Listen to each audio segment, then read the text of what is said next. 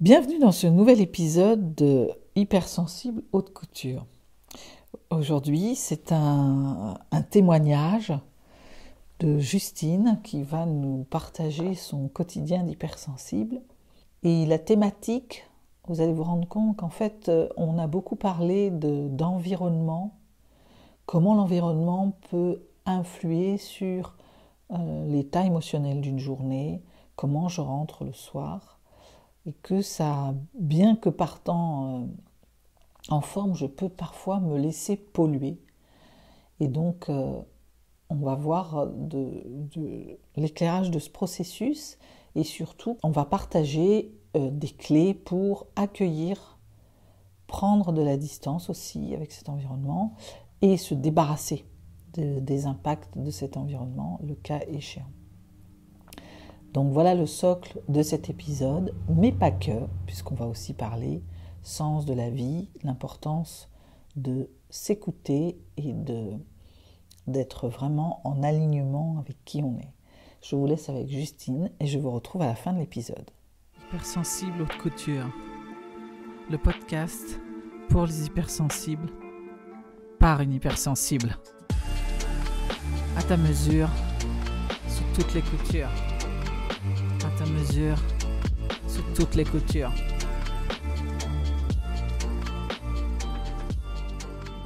Justine, bonjour. Bonjour Catherine. Comment tu vas? Tu arrives comment là pour cette interview?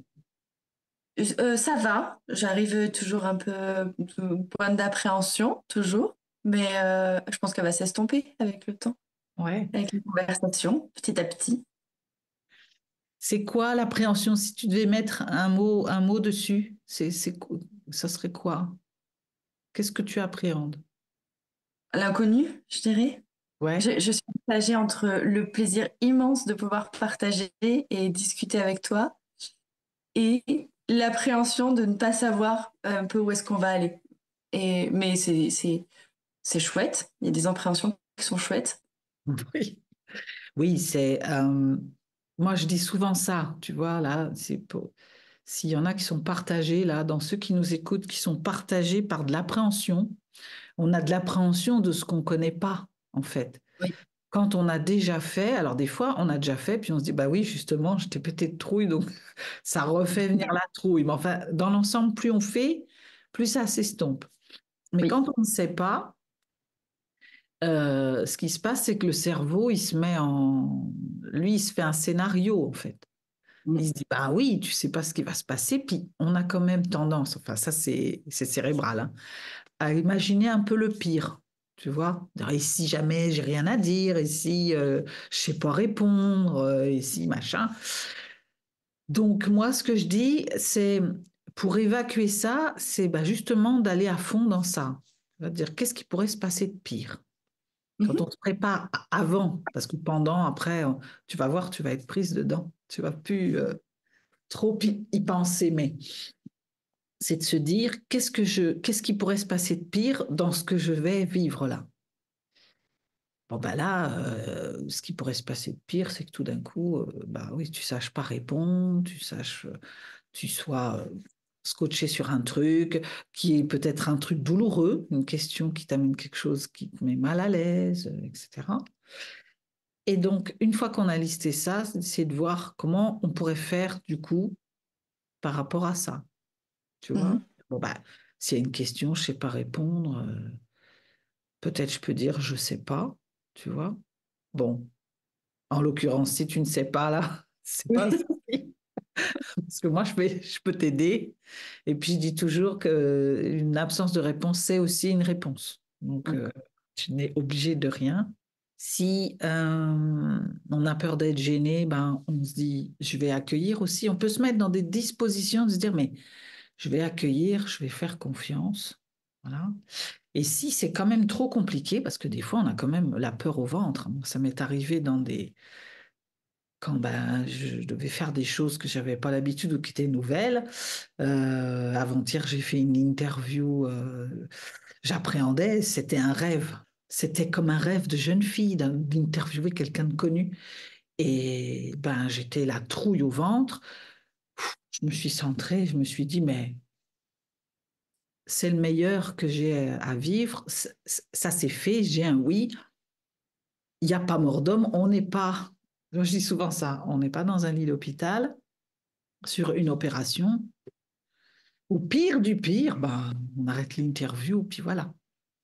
C'est d'essayer de voir quel est, quel est le pire, d'envisager le pire, parce que du coup, ça évacue, parce que quand on est comme ça, c'est le cerveau qui bosse. Donc, Oui. c'est d'évacuer et de lui donner un os. Moi, je dis ça souvent, comme les chiens, là, les pitbulls. Enfin, tu donnes un chien un os, il va le chercher, hein.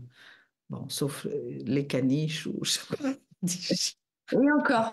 Et Vraiment, encore, ils peuvent nous surprendre énormément. j'aime pas les caniches, c'est pour ça que je dis ça.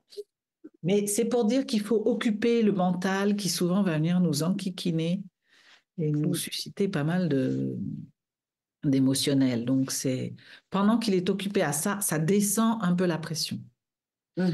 Et puis après, il y a juste le trac normal de quelque chose qui vient nous dire que c'est important et Oui. qu'on va faire attention. Bien. Alors, aujourd'hui, on va parler de ton quotidien. On peut peut-être commencer par là. Tu nous racontes un peu qu'est-ce qui est le plus compliqué dans ton quotidien.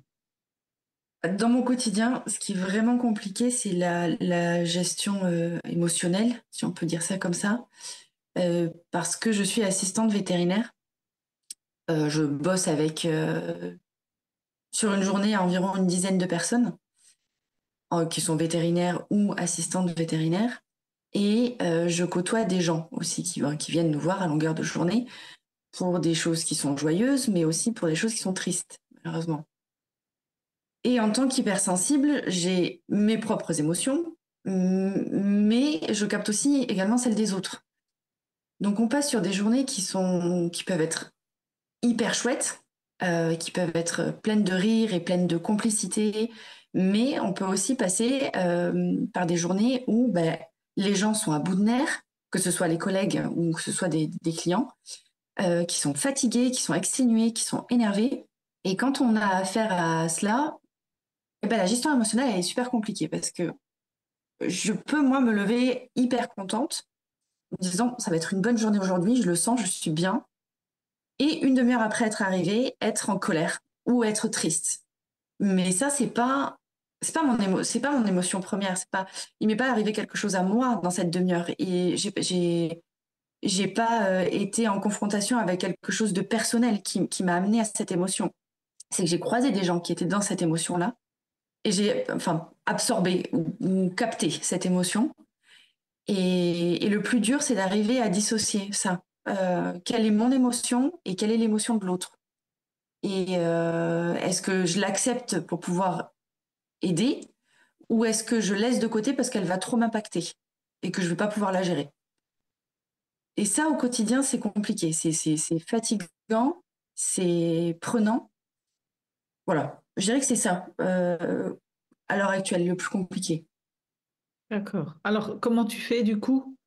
T'arrives, tu pars, hop, t'as ta journée, tu dis super, et puis pof, tout d'un coup, il y a une colère qui arrive ou une tristesse. Comment tu fais du coup Je me aujourd'hui? pose. Aujo- Aujourd'hui, je me pose, je prends 2 minutes, je me dis, attends, qu'est-ce qui vient de se passer? Est-ce que est-ce que c'est moi? Est-ce que c'est une émotion que j'ai refoulée ce matin et qui en fait pointe le bout de son nez parce qu'il y a un déclencheur? Donc je me pose 2 minutes et bah, soit je me dis bon effectivement c'est moi, là il y a quelque chose qui me travaille, qu'est-ce que c'est? Bon, je mets le doigt dessus, et puis je me dis bon soit on verra plus tard et ça va aller, soit une fois que j'ai mis le doigt dessus je dis ah c'est bon, elle est passée, c'était la mienne et et ou alors bah, c'est celle des autres. J'apprends juste, je regarde ce qui se passe un peu autour de moi et je me dis ah ok bon là il y a de la tristesse, là il y a de la colère. C'est pas la mienne. Je le perçois, c'est pas la mienne, c'est ok. Donc je dissocie. Et soit je vais aller, enfin faire un pas en avant pour essayer de voir ce qui se passe s'il y a une porte ouverte. Soit je laisse dans un coin et je prends un peu de distance pour pas que ça vienne m'impacter. Même si je le sais que ce n'est pas mon émotion, il y a toujours une part qui est impactée. Donc Oui, Hop, je me recentre sur moi, je fais ce que j'ai à faire pour pas être trop impactée par cette émotion. Voilà. Alors, il y a des loupés, hein, qu'on se le dise. C'est pas, c'est pas toujours comme ça. Hein. Il y a des fois, on va se la trimballer, la colère, pendant une demi-heure. Me demandez pas pourquoi, je suis en colère. Et puis, bon, bah, elle finit par passer, par s'évacuer. Mais ouais, voilà. Il y a pas toujours, c'est pas toujours une réussite. Et ça peut durer combien de temps alors cette affaire-là, du coup? Le fait de capter une autre émotion. Quand t'arrives pas, quand il y a un loupé, Ouais. comment tu sais qu'il y a un loupé déjà? Oh, parce que je me trimballe l'émotion qui n'est pas la mienne. Enfin, quand je la capte, je ressens que je suis en colère. Mais comme je disais, il y a pas eu de déclencheur, il n'y a pas eu quelque chose qui m'a mis en colère parce que ça m'impactait ou parce que je vois une injustice ou parce que, voilà, c'est pas directement lié à moi. C'est juste, oh, je sais pas pourquoi, d'un seul coup, je suis énervée. Il y a tout qui m'énerve. Tout qui, en temps normal, ne m'énerve pas. Et donc, alors, soit ça m'est arrivé aussi de poser des questions. Est-ce qu'il y a quelqu'un qui est énervé dans cette salle, s'il vous plaît? Et donc, en général, oui, ou je le vois à la tête, quoi. C'est quelqu'un qui est complètement fermé et énervé. C'est toi, on s'est croisés il y a 5 minutes. Ok, c'est bon, je vois. Et mais des fois, ça peut durer une journée. Une journée où je me suis levée de bonne humeur et pourtant, je rentre le soir, je dis, ah, j'ai été agacée toute la journée. Toute la journée. Et donc, enfin, après, je rentre à la maison et il faut débarrasser parce que sinon, on passe une mauvaise nuit. Et dans ces cas-là, on se trimballe les bagages de quelqu'un d'autre. C'est pas cool. C'est Hum. pas cool quand même. Donc, ce que je fais, c'est quand je rentre à la maison, ça, c'est récent, c'est assez récent. Je fais des douches. Je me douche de la tête aux pieds et en me visualisant que toutes ces émotions et cette énergie s'évacuent en même temps que l'eau de la douche. Et ça me coule et ça me nettoie. Et ça marche plutôt bien pour moi, en tout cas, cette astuce. Hum. Et puis Oui. après, c'est de réfléchir et de poser les choses en disant, bon, écoute, t'as été énervé, pourquoi t'as été énervé? Est-ce que finalement c'était ta propre émotion? Est-ce que non, c'est parce que tout le monde était énervé et que ça a fait un espèce d'effet de masse et que toi tu t'es retrouvé là-dedans. Mais en fait, non, t'es pas énervé, c'est pas, t'as chopé la colère des autres. Donc redescends, ma grande, parce que t'as envie de passer une bonne nuit, hein. Et donc voilà. Il y a des fois où ça peut durer une journée. Et ça fait comme ça, parce qu'on croise quelqu'un d'énervé, on s'énerve, on n'arrive pas à lâcher le truc. Après, ça redescend parce que les personnes sont plus là, sont parties bosser, et puis ça revient, puis ça repart. Enfin, voilà, c'est comme des vagues. Voilà, il y a des journées plus faciles que d'autres à gérer, euh, et émotionnellement aussi. Il y a des journées plus faciles que d'autres. Qu'est-ce qui fait cette différence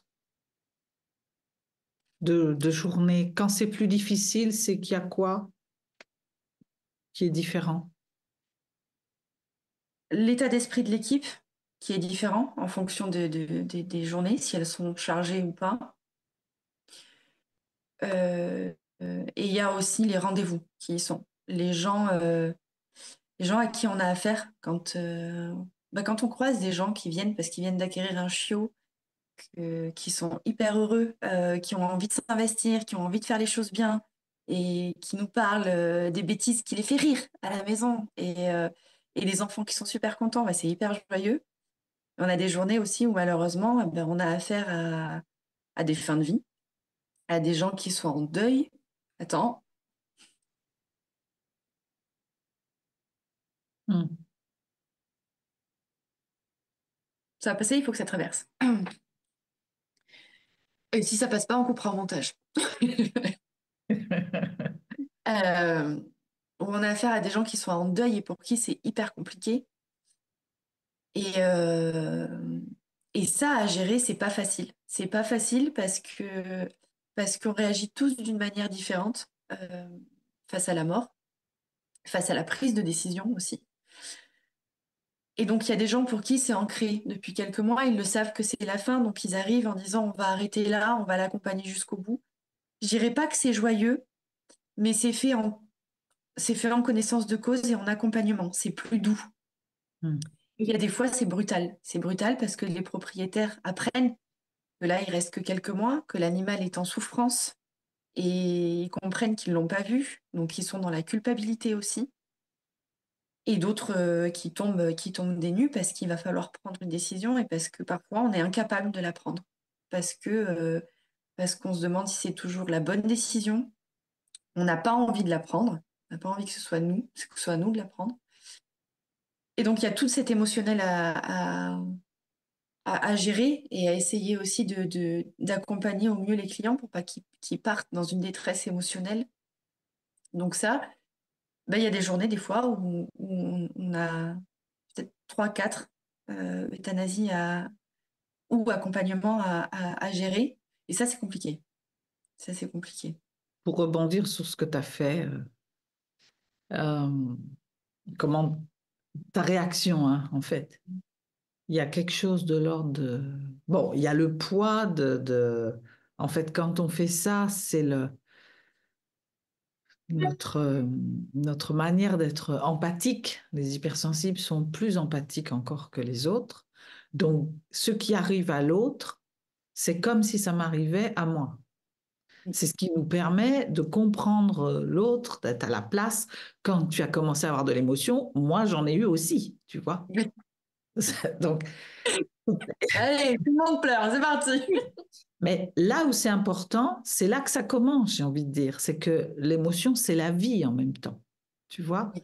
C'est là quand tu cherches à faire. Bon, tu as une bonne réaction, tu as dit, ça va passer. Tu vois? Ça va passer parce que tout passe. Une émotion, elle ne dure pas 3 heures, ça n'existe pas. Dans le corps, en tout cas. Si elle continue, c'est que je l'entretiens avec quelque chose. Oui. Elle va passer, la meilleure façon, c'est de l'accueillir. Et ensuite, il y a quelque chose de la résistance, parce que tu dis, oui, mais non, bon, ça, on va couper et tout. Mais j'ai envie de te dire, accueille-la, parce que c'est juste normal, tu vois, d'être Oui. touché. Quand tu n'es pas touché par les histoires tristes des autres, c'est une maladie. Tu vois, c'est l'absence d'émotion. C'est bon, il y a des psychopathes, il y a plein de, ça donne lieu à plein Ça de, peut être dangereux. C'est tu pas- vois. Donc, c'est plutôt ça. Alors après, ce qui se passe, il y a le regard que va poser l'autre sur ce que tu ressens. Il peut y avoir ça, tu vois. Bon, là, tu peux te dire que entre nous, tu vois, moi, j'étais comme toi, hein. Je suis comme toi, là, je suis encore un peu émue. Et celles qui vont et ceux qui vont nous écouter, ils vont juste se dire, ah, elle aussi. Ouais. Tu vois? Donc, c'est une invitation à t'accueillir dans ce truc-là. De ne pas Mhm. commencer à te mettre tout de suite après, bon, bah là, il y a un Oui. côté, parce que quand on est comme ça, bon, on veut se reprendre, alors, il y a des endroits où on peut pas faire ça, il faut se reprendre. Ça veut dire que soit on se trouve un coin où on peut aller évacuer cette émotion-là. Mais évacuer, c'est l'accueillir déjà. C'est pas faire comme ça en disant, bon, Oui. dépêche-toi, faut que tu passes. Tu vois. Donc, c'est vraiment ce truc d'accueillir. C'est vrai que je dis souvent ça, on est dans un monde où c'est compliqué, des fois encore l'émotionnel, hein. Les gens, ils n'ont pas l'habitude, en fait, hein. Les autres, là, ceux qui se rendent pas compte qu'ils sont comme nous, en fait, hein, peut-être à Oui. moindre degré, mais ils sont là en train de tout bloquer parce que c'est pas l'endroit, ça se fait pas, et machin, et le cœur, et je vais pas prendre les bonnes décisions. Et il y a 15 000 raisons de bloquer ces émotions, mais c'est juste que euh, en t'autorisant à être toi, tu vois, dans ces moments-là, même si tu es devant quelqu'un, tu vois, en disant, bon, comme tu as fait en fait avec moi, tu vois, juste après tu m'as dit on coupe, hein. Mais c'est juste de dire, bon là, je suis un peu émue. Euh, euh, quand tu fais ça, tu peux expliquer aussi, je suis émue parce que tu es en train de me parler, tu n'étais pas préparé avec ton chiot là. La personne se sent entendue, comprise, et tu l'autorises à être aussi elle, à laisser couler le chagrin. Autrement, tu envoies un message de bon, faut se reprendre. Des fois, on peut pas se reprendre, tu Ah vois. non, non, non, je suis d'accord avec toi. D'ailleurs, toi, voilà, il y a quelque chose qui te touche particulièrement dans ces situations-là. Après, c'est une invitation derrière, une fois que là, c'est chez toi, quand tu rentres, tu prends un temps à aller regarder ce que ça vient dire. d'être...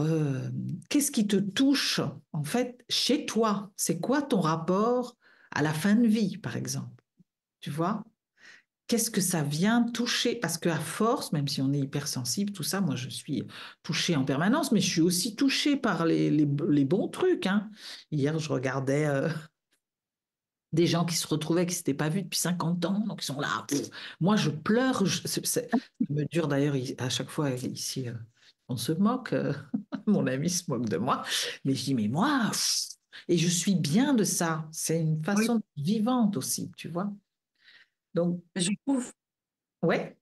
je, pardon, je trouve qu'on se sent effectivement hyper vivant quand ça arrive. C'est vrai que là, toi, tu me disais que tu pleures quand voilà, les gens se retrouvent. Moi, c'était pareil. L'autre jour, un monsieur qui rentre dans la clinique et il demande à voir une de mes collègues. Et je lui dis, c'est une surprise. Mais vraiment, est-ce que c'est une surprise? Il me dit, oui, c'est une surprise. Je dis, oh, je vais la chercher. Et mais alors, vraiment, mon enfant intérieur était là, on va faire la surprise. Et je me suis inclus dans le truc. Alors, je n'étais pas du tout dans la surprise. Mais j'étais super heureuse qu'elle ait une surprise. Et ils se sont embrassés et retrouvés. Moi, j'étais toute pleine de petits poils là qui s'hérissaient. Et j'avais les larmes qui commençaient à monter. J'étais là, oh, c'est merveilleux. C'est d'une beauté. Et je trouve qu'on se sent jamais autant vivant que quand ces choses-là arrivent. Voilà. Et puis, c'est une connexion à l'autre Mm. voilà, qui vient nourrir notre besoin de connexion profonde. Donc déjà, ça fait du bien. Et puis, bah, ça fait vivre les moments et les relations différemment. Au lieu de traverser le truc, d'être un peu blasé de tout, il y a vraiment, voilà, c'est comme si toi, tu avais eu la surprise au fond. Oui, Aussi, tu vois. oui, Donc, c'est top. Alors, c'est vrai, c'est moins cool quand c'est des choses plus difficiles, mais Euh, voilà, la joie, elle n'est là que parce qu'on sait la comparer à quand il n'y en a pas ou quand il y a de la tristesse, tu vois. Donc, ça s'appelle la vie, en fait. Donc, oui, c'est vraiment d'intégrer, il y a pas d'émotion euh, meilleure ou moins bien l'une que l'autre, tu vois. Elles sont toutes aussi nobles de venir nous dire qu'il y a quelque chose qui nous touche et qui vient dire quelque chose de nous, chez nous. Tu vois? Donc, quand on commence à travailler vraiment sur ces émotions, en plus d'aller regarder euh, des méthodes corporelles, ça qui sont très importantes, parce que ça nettoie aussi énergétiquement, corporellement, euh, il y a aussi d'aller regarder une émotion, c'est un voyant sur un tableau de bord, quoi. mm, Pourquoi je suis aussi touchée? Et ça, c'est une forme de distanciation. Tu vois, ça permet d'être Quand je commence à regarder, je me distancie parce que pour observer, il faut que je sois un peu en retrait, que je regarde ce que ça vient dire. Donc, c'est plus tout à fait moi, c'est moi en observation. Ça calme déjà, tu vois, corporellement. Et puis après, ça permet de comprendre aussi. Comprendre, c'est déjà le début pour pouvoir. Si je ne sais pas ce qui m'arrive, je ne peux pas changer quelque chose que je ne sais pas. oui, Voilà. Donc ça, c'est une bonne technique. Et après, bah tiens, c'est peut-être maintenant qu'on va faire, je te parlais tout à l'heure là en coulisses, je te disais, on va faire un exercice. oui, On va faire un petit truc parce que l'histoire de ta douche et tout, c'est génial. C'est excellent. Ça, je vous invite à faire ça parce qu'il y a l'eau, c'est vraiment un truc de purification, puis ça fait du bien en fait. On se oui, détend, voilà, on se met. Si on sait se mettre la tête sous l'eau, parce que je sais qu'il y a des personnes qui n'y arrivent pas, euh, c'est génial. Ça fait comme un massage. Le problème, enfin, la limite de ça, j'ai plutôt envie de dire, en plus de ça, il faut réguler pendant la journée. oui, Parce que là, tu arrives avec toute ta journée, donc c'est bien, tu es assez costaud.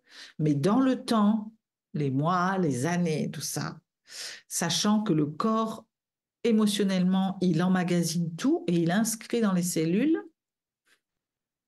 je ne sais oui, pas, tu es jeune encore, dans 20 30 ans, émotionnellement, ça va être un peu chargé à l'intérieur. Donc ça fait que plus on avance, si on ne regarde pas ça vraiment, on a moins d'agilité, on arrive à moins bien le faire. Ça va plus être suffisant. On va prendre 2 douches, 3 douches, et puis ça va plus suffire, et puis on va comme ça, et du coup on va être affaibli, tu vois. C'est comme quelqu'un qui marcherait tous les jours avec Un 50 poids. tu vois, sur les épaules, et puis qui dirait, oui, je vais poser le fardeau, oui, oui, un jour, pour l'instant, je tiens. Sauf qu'un jour, le dos, il est niqué, quoi. Oui. C'est mort. Donc, moi, ce que je propose, ce que je fais en atelier avec les femmes que j'accompagne, je leur fais faire, tu as certainement entendu parler de ça, comme de se mettre une bulle de protection. Oui. Voilà. Qui ferait que, bon, je peux quand même, mais c'est une bulle magique parce que je peux quand même percevoir, pour être en empathie, comprendre ce qui se passe en face. Toi, tu as un métier où il y a plus que jamais besoin de ça, mais l'émotion, elle va s'arrêter quand même ici, elle va pas rentrer à l'intérieur dans mes cellules. Donc, comment est-ce qu'on fait ça? Ben, je vais te le faire faire en fait. C'est un truc, là on va prendre peut-être 3, 4, 5 minutes, mais ça prend 2 secondes. Après, ça se fait tout seul, tu vois. Donc, c'est là ce que je vais faire. Je vais t'inviter à fermer les yeux. Ouais. Hein. Tu fermes les yeux, puis tu penses à un moment, une situation hyper chouette, un moment où tu as, vraiment passé. C'était génial pour toi. Ouais, je sens que ça vient, là, je le vois sur ton visage. Donc, tu penses à ça. Puis, tu penses vraiment, tu revis l'instant comme, comme si tu y étais, pour que le cerveau, parce que le cerveau, il fait pas de différence entre le réel et l'imaginaire, donc faut s'en servir de ça. Lui, tu lui dis, on est aux Bahamas, ça y est, il fait beau, je mets mon maillot de bain, il a chaud le corps, hein, ça y est, c'est parti. Ouais, Donc, bah, ça y est, remets- c'est chaud. hein, Ça y est, c'est chaud. tu te remets dans ta situation avec qui tu étais, le plus précis possible. Ouais. C'était quand, j'étais où, qu'est-ce que j'ai ressenti, qu'est-ce que j'ai pensé, qu'est-ce que j'ai entendu. Tu repenses à tout ça.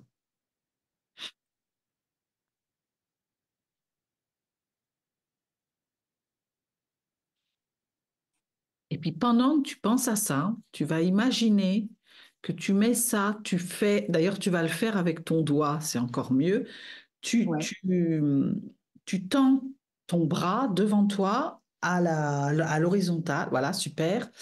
Et tu traces un cercle autour de toi, là, comme si tu étais entouré d'une bulle, mais tu la traces. Donc tu vas vers ta fenêtre, par exemple, pars vers la fenêtre, voilà, repars de l'autre côté, et hop, c'est comme si tu avais. Alors tu vas pas pouvoir faire le 360, sinon tu vas te démonter le bras. Mais le cerveau, il va finir le cercle, voilà, pour bien lui montrer que tu mets une bulle autour. Et dans cette bulle, il y a toutes les sensations que tu viens d'y mettre là avec cette situation. Alors, si te vient quelque chose, tu peux mettre une couleur sur cette bulle. Tu vois, il y a peut-être une couleur qui te vient. Le bleu. Bleu, une bulle bleue. Voilà, donc une bulle bleue, le cerveau, lui, il ancre, hein, il est en train de se dire une bulle bleue, je suis entouré là et je suis avec cette situation de ouf, génialissime. Voilà, tu peux rouvrir les yeux. C'est bon? Comment c'est? Ouais. C'est doux. Ah, on est bien. C'est doux, c'est doux, joie. C'est super. Et alors, à chaque fois que tu vas avoir une situation à l'extérieur qui est un petit peu compliquée, tu appelles la bulle bleue. Tu vois, tu n'as plus besoin de faire tout ça. Alors, ce que tu peux faire, c'est régulièrement chez toi. Plein de boulot. Et hop, 2 minutes, je fais ma bulle.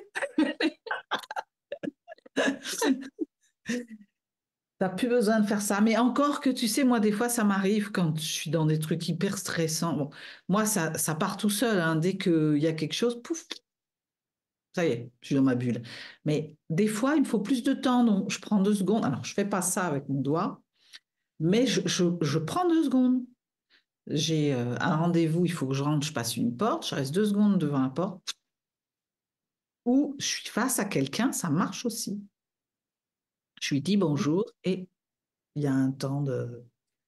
Tu vois, avec toi, ça l'a pas fait, mais je me souviens d'une fois, une interview, j'ai attendu 2 secondes, je dis bonjour. Et je me suis mise dans ma bulle parce que je sentais un truc, voilà, fallait que je baisse les appréhensions pour pouvoir mettre la personne bien à l'aise. Oui. Et ça marche assez bien. Tu essaieras, tu viendras me dire. Il y a aussi alors, quelque chose que j'avais testé, que j'ai fait Ouais, un moment, mais parce que je teste, je fais un moment, ça marche. Et puis il y a des fois où des situations qui sont trop importantes et ça, j'ai l'impression que ça marche plus, donc je teste autre chose. C'était, je sais pas du tout comment ça s'appelle, peut-être qu'il y a un terme, mais tu sais, par exemple, soit tripoter quelque chose qu'on peut mettre dans la poche, soit faire un geste. Je sais que moi, c'était celui-là, que j'avais associé à un souvenir heureux ou dans lequel j'étais détendue. Et c'est souvent dans les phases de stress que je le faisais pour pouvoir me envoyer à mon cerveau la sensation d'être détendue, reposée, voilà. Ça marchait un temps et puis après, je suis passée à autre chose. Mais il y avait oui. ça qui m'a aidée en tout cas pendant une période, quoi. Mais ça, tu peux t'en servir. Ça marche bien pour le stress. Quand le cerveau il est en stress, c'est qu'il est dans une situation qui le dépasse. Donc, faut lui envoyer du... Mais si, tout va bien. Donc, ça s'appelle l'ancrage, en fait. C'est Oui, dans le cerveau, tu associes, ben, un peu comme là, hein. De toute façon, tout est à base d'ancrage. Pourquoi est-ce qu'on stresse? C'est parce qu'on s'imagine un truc et le cerveau, il se dit, ah oui, la dernière fois que j'ai fait ça, je me suis planté. Alors que ça n'a rien à voir comme situation. Il fait des ancrages. C'est comme ça que la mémoire fonctionne, tu vois, il ancre. Donc quand tu fais ça, tu désancres en fait, tu mets une encre positive. oui, Donc dès que tu es en stress, faut le faire. Et quand tu sens que ça marche moins bien, tu la réamorces en fait, tu vois, c'est comme une pompe. oui. Donc tu repars dans ta situation ou une autre, génial et tout, tu refais ton geste, tu réancres et comme ça va la recharger. Oui, Là, la bulle de protection, c'est plus pour te mettre une protection par rapport à quelqu'un d'autre, mm, tu vois, ou une situation, un truc où tu sais que il faut pas que tu te prennes tout. Ça va permettre oui, ça va quand même passer un peu, mais tu verras le soir, tu seras moins impacté par, même si tu as eu une journée difficile. oui. Ça permet de limiter l'absorption. C'est ça. Ce Ok. serait comme une combinaison, tu vois, invisible. T'aurais mis ta combi. Mais alors, du coup, avec les animaux, tu dois connecter aussi, toi. Ouais, alors c'est encore une zone un peu floue, tu vois. C'est fou, parce que je me pose la question hein, souvent. Alors, j'arrive à capter quand il y a de l'hyperactivité ou quand c'est un chien qui est comme ça, sans forcément, parce qu'il peut pas courir partout, il peut pas s'exprimer comme il peut s'exprimer à la maison. Et du coup, ça, je pense que je le ressens. Et quand c'est un animal qui est très calme, qui est doux, posé, ça, enfin, je le ressens aussi. Mais il y a encore des zones d'ombre, tu vois, je sais pas. Enfin, il y a parce que les animaux, pour le coup, sont des êtres dotés d'une sensibilité accrue et ils captent les émotions des autres.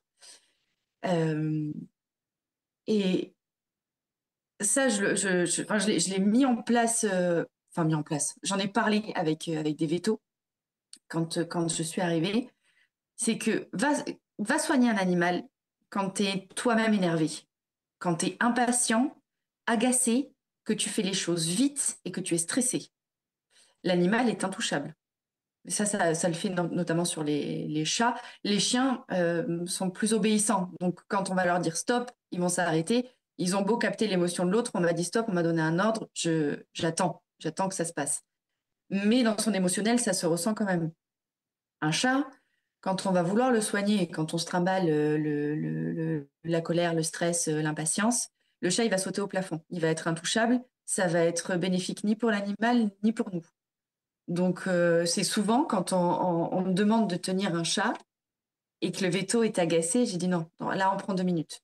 On prend 2 minutes, tu souffles un coup, ou si tu es pas capable de le faire, si tu n'es pas capable de te poser un peu, je vais faire appel à quelqu'un d'autre. J'ai dit ça sert à rien. L'animal, il va être 2 fois plus stressé. Nous, on risque d'être blessés. Enfin, et l'animal sera intouchable pendant 2 ou 3 heures. Il va falloir réitérer, réattendre. Et, euh, et donc, j'ai des amis vétos, enfin, qui sont devenus amis maintenant, qui le comprennent et qui attendent. Soit ils attendent, soit ils disent, bon, bah, tu fais avec quelqu'un d'autre. Je dis, oui, je fais avec quelqu'un d'autre. On va le mettre sous perfusion, mais avec quelqu'un d'autre. Parce que ce chat, on a besoin des soins. Et si on peut pas les réaliser maintenant, c'est nul. C'est nul pour lui, c'est nul pour nous. Et voilà. Donc ça, c'est. Mais c'est encore, tu vois, il y a des petites choses que j'arrive à capter ou à comprendre. Mais c'est encore flou, c'est encore mystérieux, peut-être. Je sais pas. Voilà. C'est fou, j'étais en train de me dire finalement, nous, les hypersensibles, on serait proches comme les animaux finalement, parce que on réagit comme ça, très sensiblement à l'environnement. Mm, Je sais mm. pas si ça te fait ça, toi, des fois. Je croise quelqu'un, je sens qu'il est énervé et tout ça. Moi, ça me bloque. Ah oui. J'y arrive pas non plus. Donc, on aurait comme moi, ça me fait penser à ça, moi. Ouais. Et j'aime bien ta comparaison, tu vois. Cette histoire de le chien est plus obéissant, donc il va faire quand même. C'est quand même une invitation à faire être plutôt chat que chien.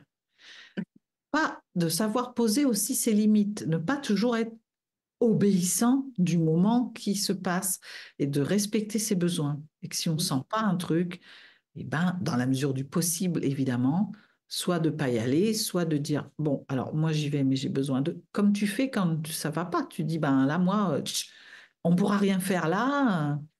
C'est important de pas être trop chien finalement. C'est chouette, hein, ce que tu fais là, non? J'adore, hein. J'adore mon métier. Et je crois que j'ai fait une reconversion professionnelle il y a 4 ans. Avant, j'étais dans le commerce du vin et des spiritueux. Ouais. Et j'ai eu besoin, mais ça faisait un moment que ça traînait dans ma tête. Ça faisait quand même quelques années avant de pouvoir passer, enfin avant de passer à l'action. Avant de pouvoir, c'est avant de moi décider d'eux. J'avais l'impression d'être à côté de mes pompes. J'avais besoin de me reconnecter à quelque chose, de faire quelque chose qui ait du sens pour moi et qui me permette de me sentir un peu plus en vie. Et j'avais pas cette notion d'hypersensibilité avant en moi, enfin dans ma tête. Je savais que je pleurais plus facilement que la normale. Je savais qu'il y avait des situations qui étaient inconfortables pour moi, mais pourtant je persistais parce que je me disais, bon, c'est moi le problème, je suis mal lunée. Donc c'était vraiment une période où j'avais pas du tout cette notion-là en tête. Mais pour autant, je ressentais le besoin qu'il fallait que je me reconnecte à quelque chose de plus grand. Cette impression-là, j'avais besoin d'aller vers quelque chose qui me parle, qui me fait du bien et qui ait du sens pour moi. Et donc, je passais beaucoup de temps à regarder ce qui se passait, mais toujours en lien avec les animaux. Je ne savais pas pourquoi j'avais ce truc de j'ai envie de bosser avec les animaux. C'est quelque chose, ça me tient à cœur, il faut que je creuse. Je ne sais pas où ce que ça va donner, mais on y va. Et donc, il y a 4 ans, j'ai passé le cap, je me suis inscrite à la formation pour être auxiliaire spécialisée vétérinaire et j'ai commencé à bosser en clinique. Et là, mais ça a été un torrent émotionnel, hein, par contre. Ça a été une espèce de claque, mais vraiment, enfin, on s'attend pas, enfin, je m'y attendais pas du tout, à ressentir tout ça, et je me suis dit, waouh, en fait, ce métier, il est pas fait pour moi. Au début, je me disais, c'est trop, c'est trop, je peux pas, je suis pas assez accrochée, mon cœur est pas accroché à ça. Si c'est pour être déphasé comme ça tous les jours, c'est pas possible, je peux pas. Mais en fait, si, je peux.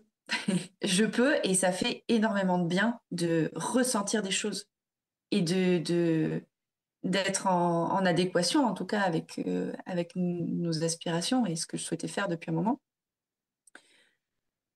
Et ça fait du bien de ressentir. Ça fait du bien de ressentir, même si c'est pas tous les jours drôle. C'est pas grave. On ressent. Et ça, c'est chouette. Et je me suis jamais autant sentie vivante que maintenant. Et en phase avec moi-même. Voilà. Comment tu as fait?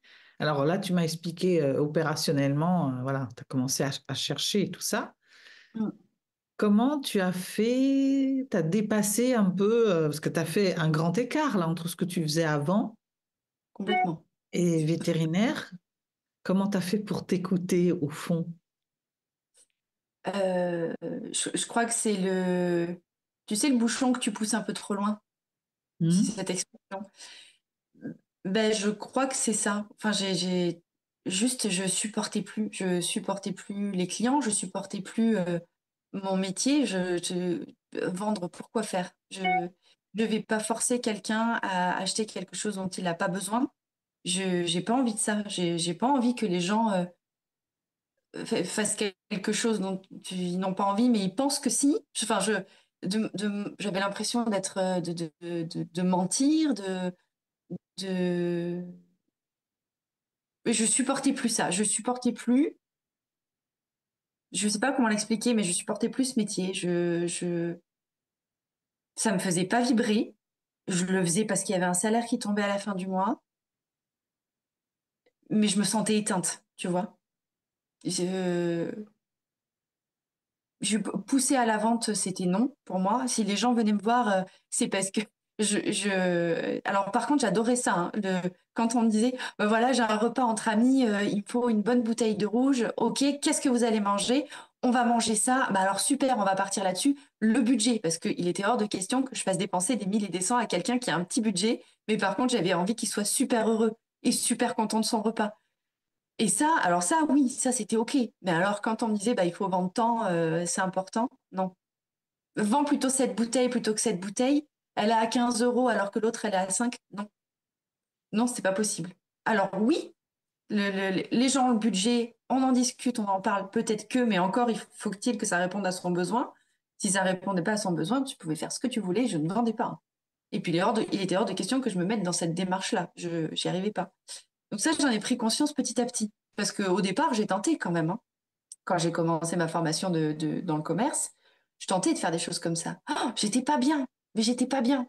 Et puis en état de stress, tu vois, comme ça s'emboîtait pas, quoi. C'était pas, je faisais quelque chose que mon corps, mon esprit n'avait pas envie de faire. Ça marchait pas. Et c'est comme ça, progressivement, que je me suis aperçue que je me suis dit, attends, mais est-ce que tu es au bon endroit là? Est-ce que ce que tu fais, c'est vraiment ce que tu as envie de faire? C'était pas, tu te lèves le matin, t'as pas envie d'y aller. Alors oui, tu passes des bons moments, mais que quand tu réponds aux besoins réels ou à une attente réelle et concrète de, de l'acheteur ou du client. Mais sinon, à côté de ça, bah non, non. Alors on reprend les bases. Quelles sont tes valeurs? Qu'est-ce que tu as envie de faire? Qu'est-ce qui, qu'est-ce que, avec qui t'aimerais bosser? Voilà. Et donc petit à petit, mais ça a mis, je pense, ça a mis. J'ai pété une durite, du coup je suis partie de là où j'étais, parce que j'ai un trop-plein émotionnel et bon, il y a eu un déclencheur hein, personnel qui a fait que émotionnellement, il y a tout qui a éclaté en plein vol. Donc j'ai quitté mon boulot pour refaire la même chose ailleurs. Donc ça a duré 1 an et demi, plus à peu près un an. Ouais, donc j'ai mis 2 ans et demi à réfléchir à ce projet. Enfin, ce projet, à me dire qu'est-ce que je fais. Je sais que j'ai pas envie de faire ce que je suis en train de faire actuellement. Qu'est-ce que je fais? Qu'est-ce que je fais et qu'est-ce que je mets en place pour savoir ce que je veux faire? Et je me suis raccrochée à ce que j'aimais quand j'étais petite. Qu'est-ce que tu voulais faire quand tu étais gamine, Justine? Je voulais faire vétérinaire. Ok, alors pourquoi t'as pas fait vétérinaire? Parce qu'il fallait faire 8 ans d'études et on m'a dit, tu sais, c'est beaucoup, est-ce que tu penses que tu vas y arriver? Et je me suis dit, bah non, je vais pas y arriver. Parce que bon, l'école, c'est pas trop mon truc. Donc 8 ans, je vais pas faire ça. Mais cela dit, j'ai toujours eu envie de bosser avec les animaux. Ça, c'est un truc qui m'a jamais quitté. Et donc je me suis dit, bah, vas-y, vas-y, maintenant tu sais, les études, c'est pas ça qui te fait peur. Par contre, est-ce que tu te sens capable de faire vétérinaire? Non. C'est des choses que je me sens pas capable de faire. Par contre, les accompagner, oui. Ok. Donc voilà, c'est comme ça que je suis arrivée à assistante vétérinaire. Et là, aujourd'hui, j'aimerais pousser la chose un peu plus loin, entre guillemets. Alors, dans mon métier, il n'y a pas d'évolution concrète dans le métier.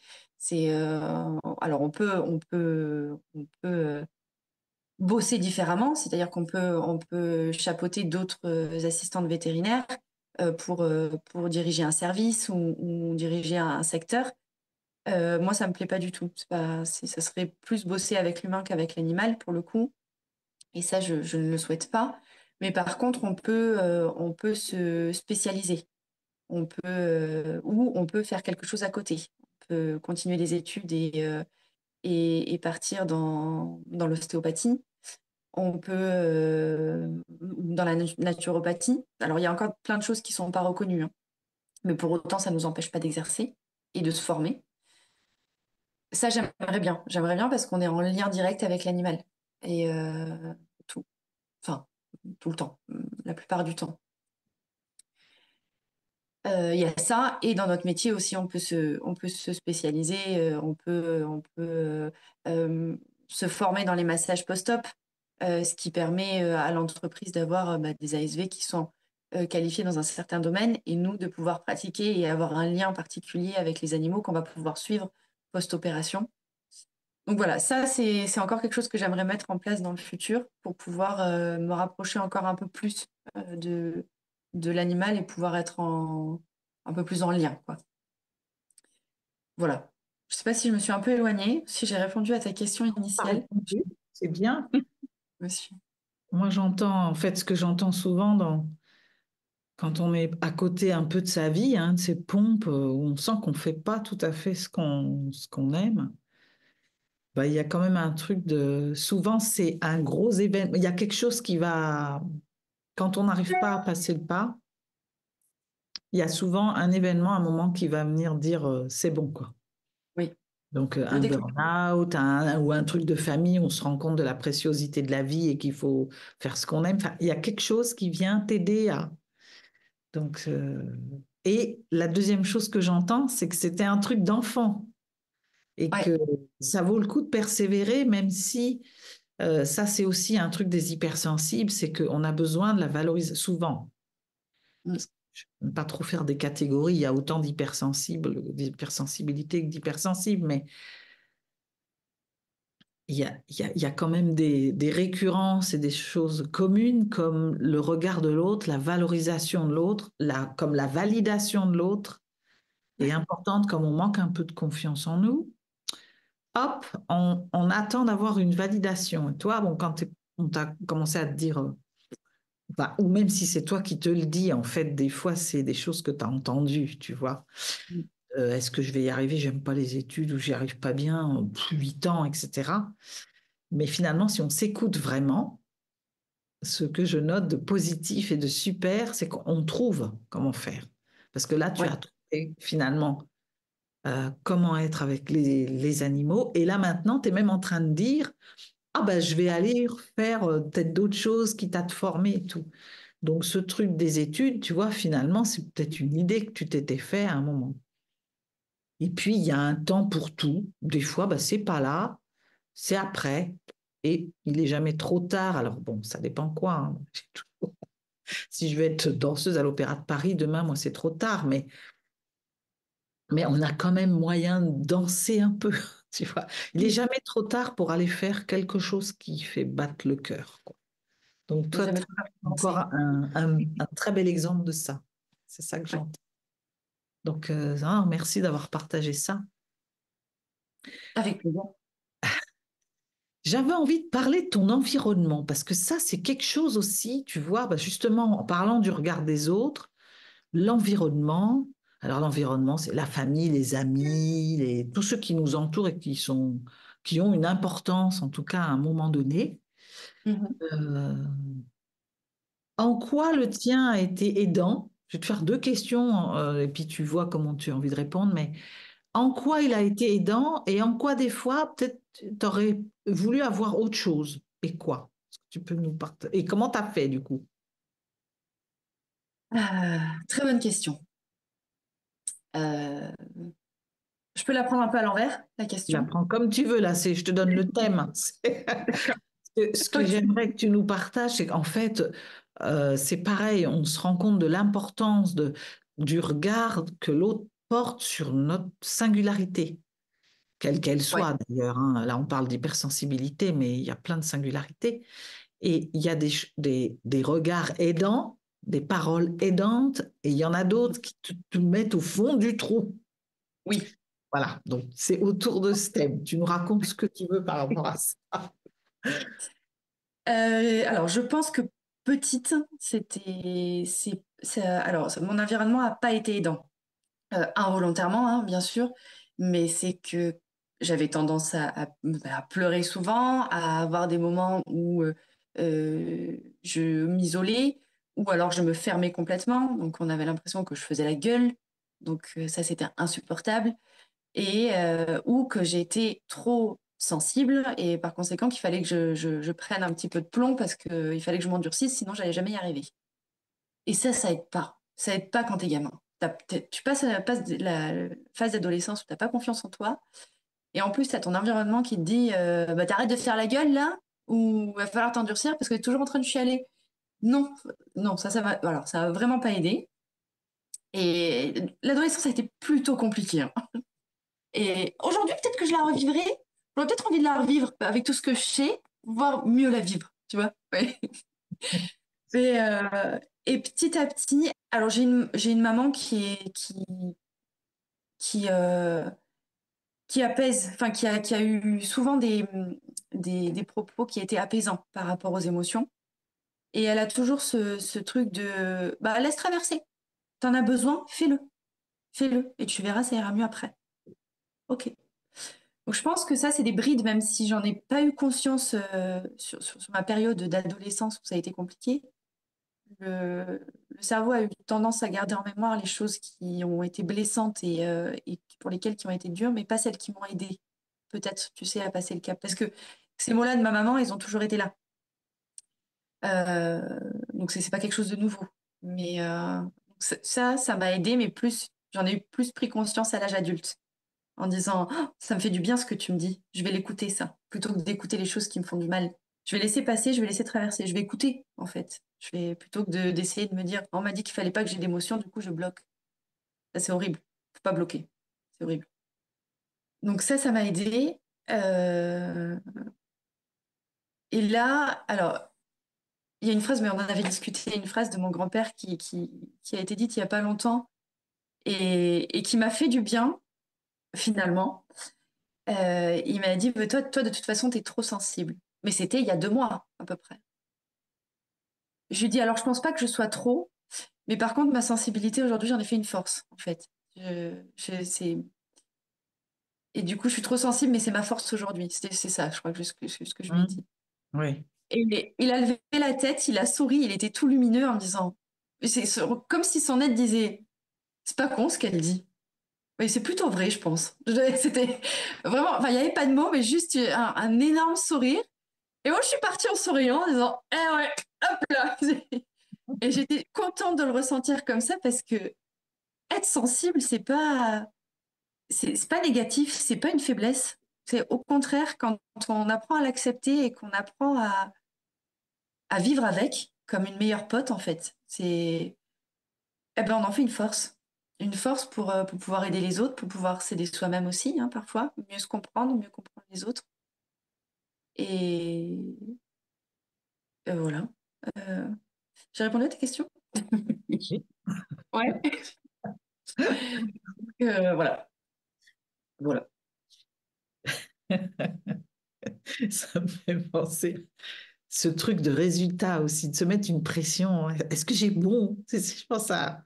Oui, non, c'est juste que j'ai peur, tu vois, enfin, Oui, de oui, m'éloigner. oui. Et De toute façon, moi, je pose des questions. Alors, suffisamment ouvertes. Des fois, elles sont un peu fermées quand je verrouille, mais. Et c'est pour que tu puisses exprimer ce que tu as à dire, tu vois.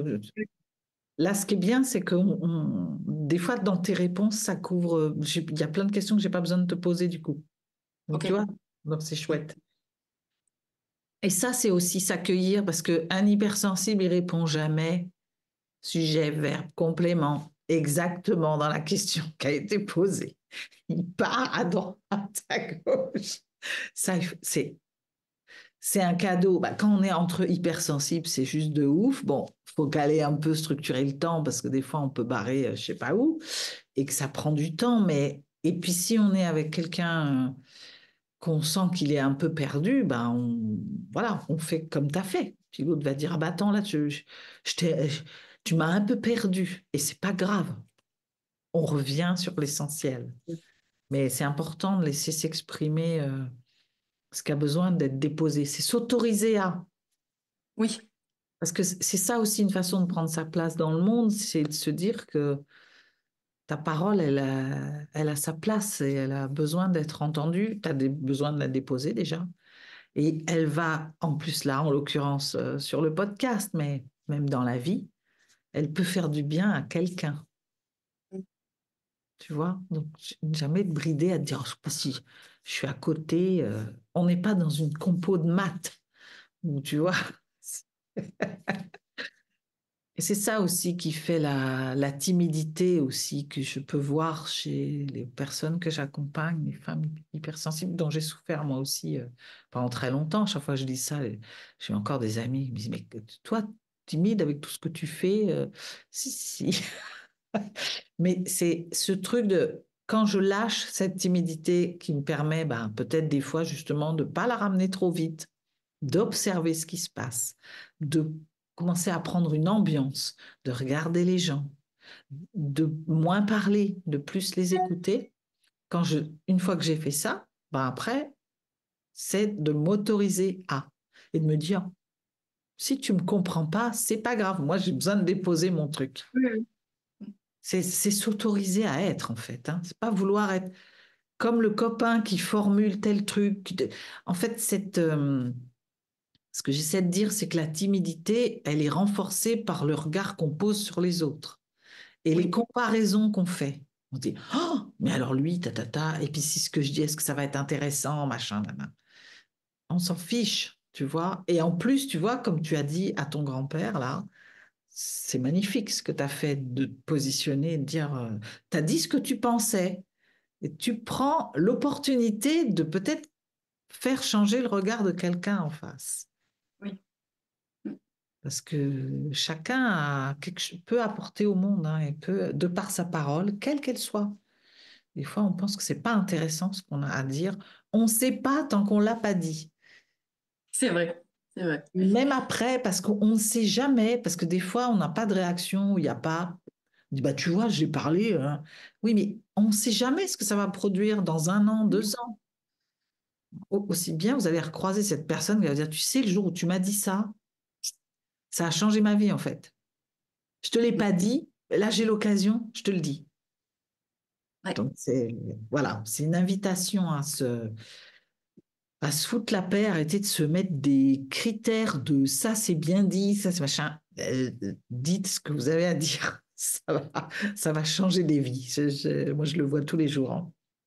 Euh, le temps avance. Hein. On pourrait rester. Moi, je pourrais. À chaque fois, ça me fait ça, mais là, je pourrais encore rester longtemps. Mais euh, je voulais juste avoir un truc autour des relations. Oui. En ce moment, là, je vais lancer un truc sur notamment les relations amoureuses, Ouais. les hypersensibles et l'amour. Parce que nous, avec nos valeurs, nos machins, nos besoins d'authenticité, de pas se mentir, d'être sincère, de machin, dans les relations, c'est pas simple. Non. Qu'est-ce que qu'est-ce que tu aurais à nous dire par rapport à ça, toi? Euh, alors, je te De ton rejoins. C'est pas. expérience, qu'est-ce que tu as remarqué? Qu'est-ce que tu as envie de nous partager? Euh, j'ai remarqué que, bah après, enfin, pour moi personnellement, ça tourne autour toujours des valeurs et des principes. Et quand on respecte pas ses propres valeurs, parce que j'ai souvent eu tendance dans les relations amoureuses à essayer de correspondre aux attentes de l'autre. Hmm. Voilà. Grossière erreur, une grossière erreur.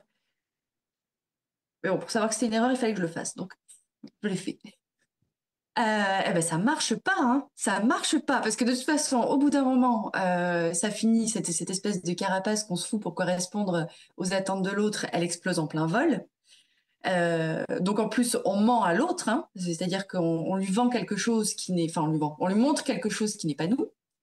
Et puis un matin, on se réveille avec nous. Coucou!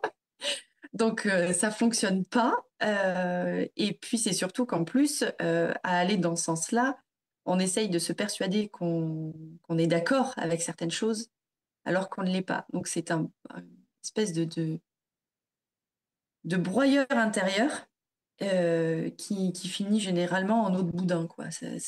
Les relations fonctionnent pas parce qu'on se ment en soi-même et on ment à l'autre. Et que qu'est-ce que je voulais dire aussi? Je sais plus. Attends, je sais plus ce que je voulais dire. J'ai perdu le fil.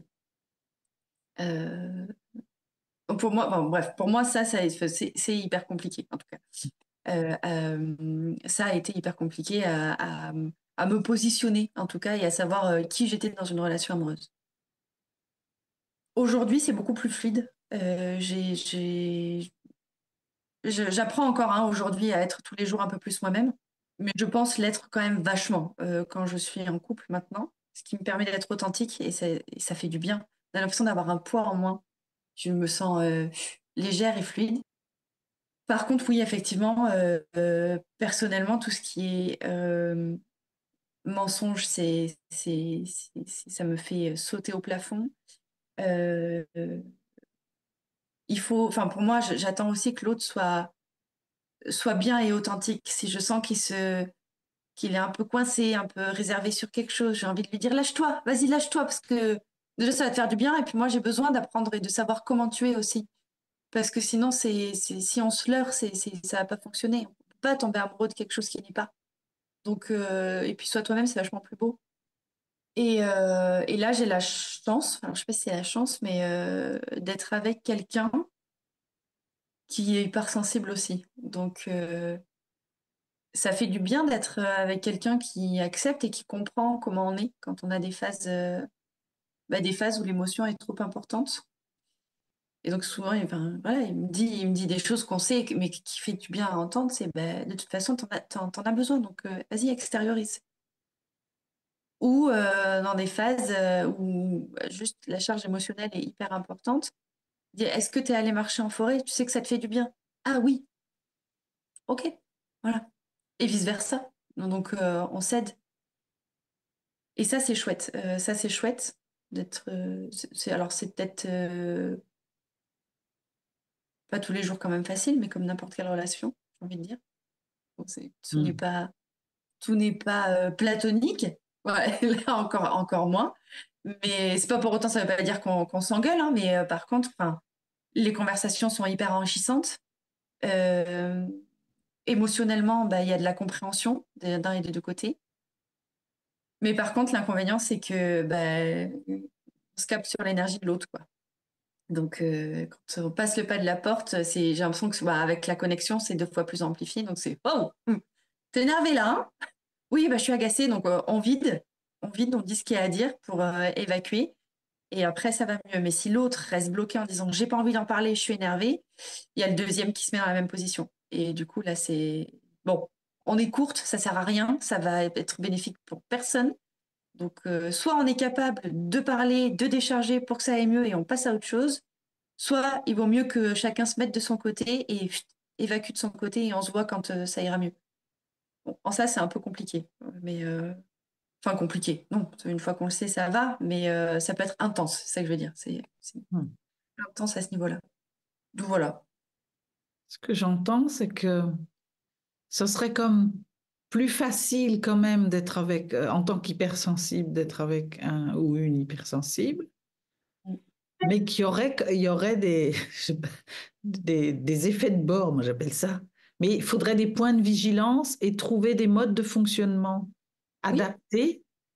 Alors évidemment, comme dans chaque couple, hein, mais là, il y aurait quand même quelque chose à la fois c'est mieux, mais c'est plus sport, ça serait plus à caler, quoi.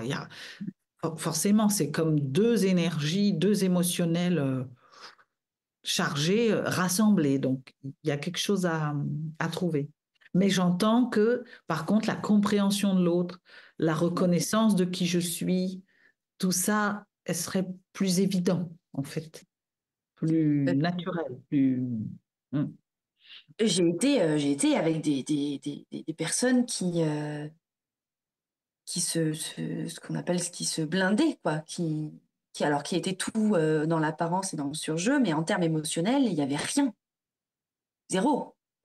Et va-t'en, toi, expliquer que tu as besoin de te ressourcer, que tu as besoin, là, par exemple, de pleurer, que tu as besoin de, par exemple, faire du sport pour décharger une émotion et tout ça, ils ne comprennent pas. Enfin, c'est hyper compliqué.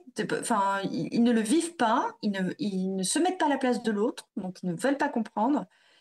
Et donc là, on a droit à des propos du style est-ce que tu t'écouterais pas un petit peu trop quand même?